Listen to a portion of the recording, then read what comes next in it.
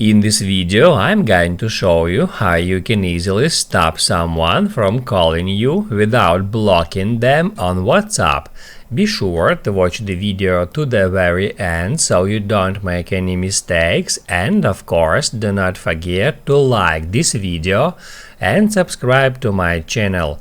Thanks guys. So let's get started, and first off, open up WhatsApp app, then go to chats, and then just search for a conversation or for a contact whom you want to stop calling you without blocking them. Once you find a contact, just tap on it to open up a conversation. Then at the very top, tap at that contact's phone number or at contact name. That will open up their contact info, and that's where you can easily find the mute option.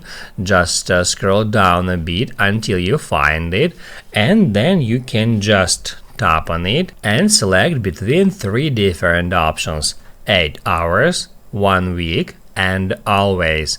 If you want to stop that user from calling you but you don't want to block them, you can select any of that options. I recommend you to choose always, so that account will be muted until you turn that off, and basically that's it. Now you can write down in the comments below if you have any questions about that tutorial. Hit the like button if you liked that video, and see you in the next one.